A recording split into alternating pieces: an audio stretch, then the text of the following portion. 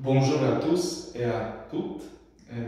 On est dans des circonstances très particulières, peut-être difficiles pour certains.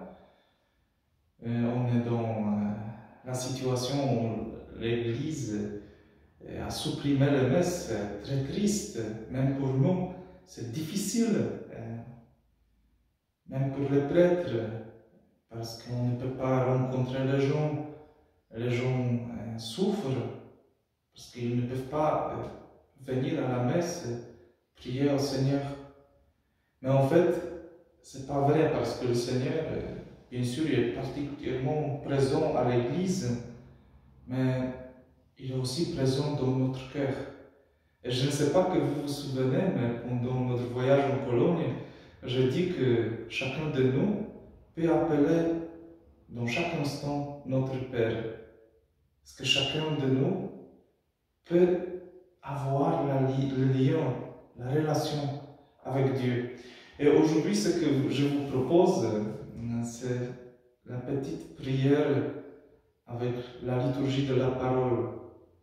Donc on commence par la signe de la croix, puis je lis l'évangile, et puis je fais une petite homélie, un petit mot pour nous nourrir ce que je pense que Dieu nous dit aujourd'hui. Donc, comme d'habitude, on commence par la signe de la croix. Si vous voulez participer aussi, c'est pas que les vidéos pour regarder, mais si vous voulez, vous pouvez aussi faire la signe de la croix, participer, écouter et prier au Seigneur. Au nom du Père et du Fils et du Saint-Esprit. Amen. Le Seigneur soit avec vous. Évangile de Jésus-Christ selon Saint Jean.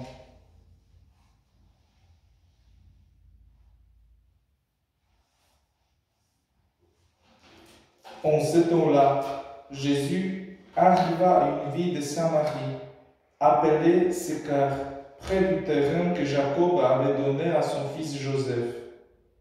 Là se trouvait le puits de Jacob. Jésus, fatigué par la route, s'était donc assis près de la source.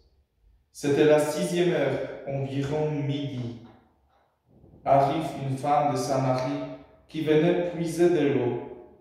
Jésus lui dit, « Donne-moi à boire. » En effet, ses disciples étaient partis à la ville pour acheter des provisions. La Samaritaine lui dit, « Comment, toi, un Juif, tu me demandes à boire, à moi, une Samaritaine ?» En effet, les Juifs ne fréquentent pas les Samaritains. Jésus lui répondit, « Si tu savais le don de Dieu, et qui est celui qui te dit, « Donne-moi à boire », c'est toi qui lui aurais demandé, et il t'aurait donné de l'eau vive. Elle lui dit, « Seigneur, tu n'as rien pour puiser, et le puits est profond. D'où as-tu donc cette eau vive?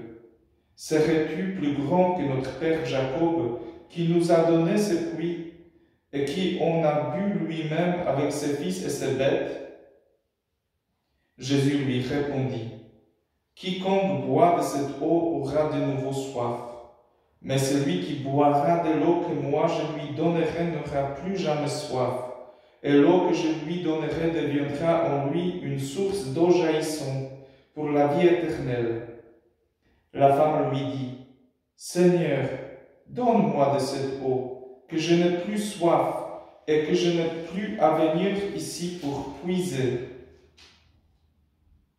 « Seigneur, je vois que tu es un prophète. Eh bien, nos pères ont adoré sur la montagne qui est là, et vous les Juifs, vous dites que le lieu où il faut adorer est à Jérusalem. » Jésus lui dit, « Femme, crois-moi, l'heure vient où vous n'irez plus ni sur cette montagne, ni à Jérusalem pour adorer le Père. Vous adorez ce que vous ne connaissez pas. Nous adorons ce que nous connaissons, car le salut vient des Juifs. Mais l'heure vient, et c'est maintenant où les vrais adorateurs adoreront le Père en esprit et vérité, Tels sont les adorateurs que recherche le Père. Dieu est esprit, et ceux qui l'adorent, c'est un esprit et vérité qu'ils doivent l'adorer. La femme lui dit, « Je sais qu'il vient, le Messie, c'est lui qu'on appelle Christ. Quand il viendra, c'est lui qui nous fera connaître toutes choses. » Jésus lui dit, « Je le suis, moi qui te parle. » Acclamons la parole de Dieu.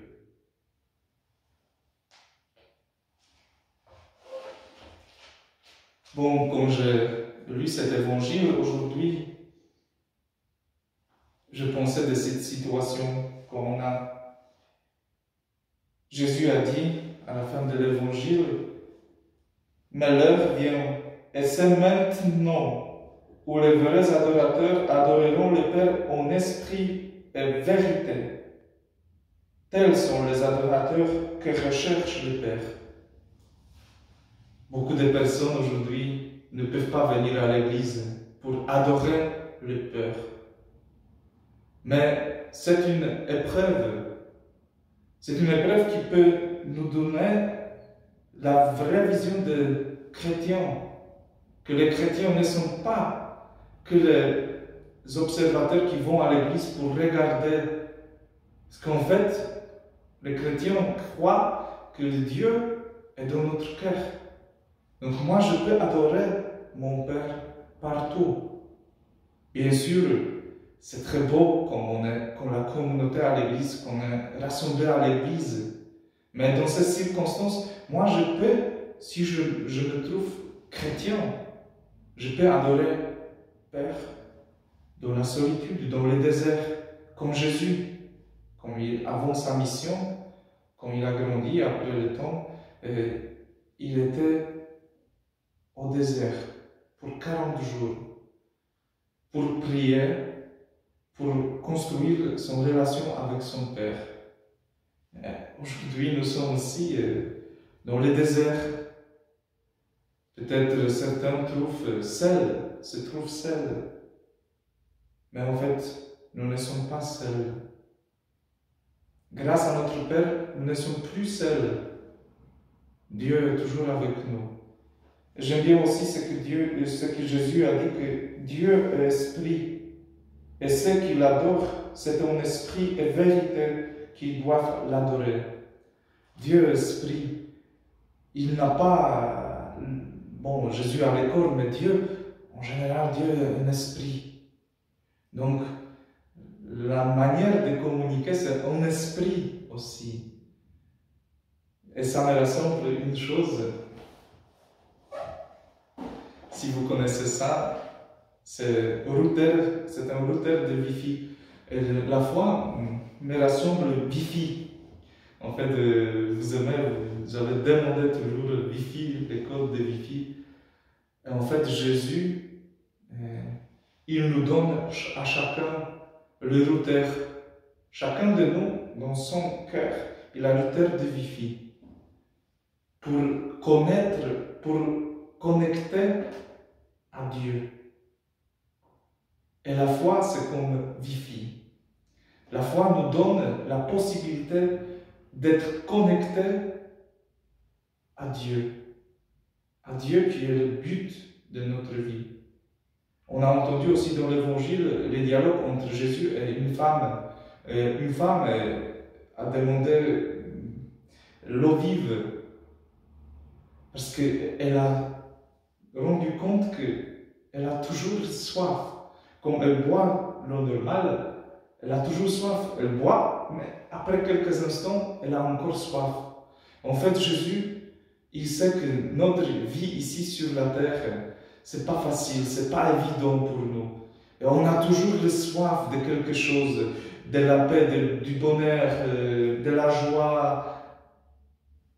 Et Dieu veut nous donner l'eau vive qui peut nous remplir pour qu'on n'a pas plus soif. C'est notre Dieu qui est magnifique.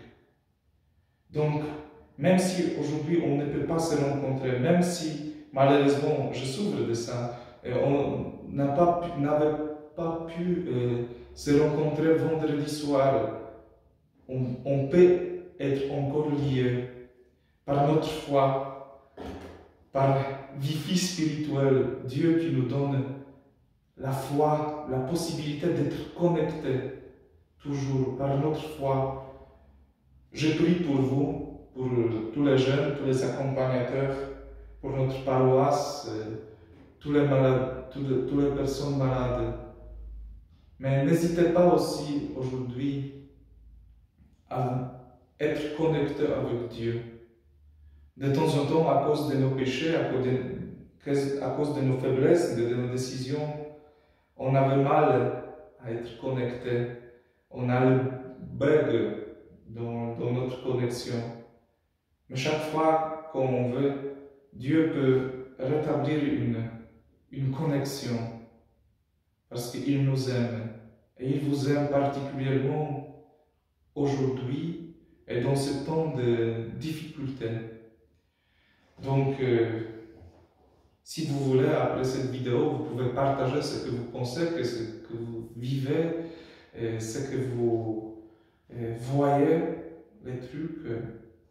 Moi, je suis avec vous, même si je suis séparé physiquement, je suis connecté avec vous par notre foi, par notre Père qui est aux cieux.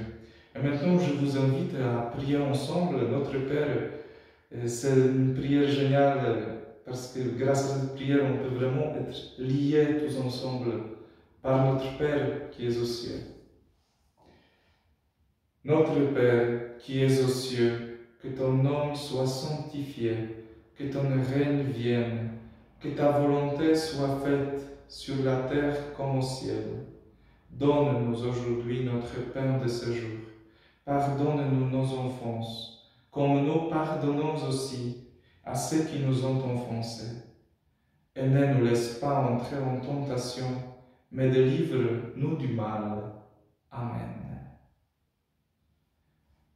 On veut aussi confier tous nos soucis, tous nos problèmes à la Vierge, toutes nos familles, toutes les personnes qui soignent les malades, les médecins, les infirmières, les volontaires.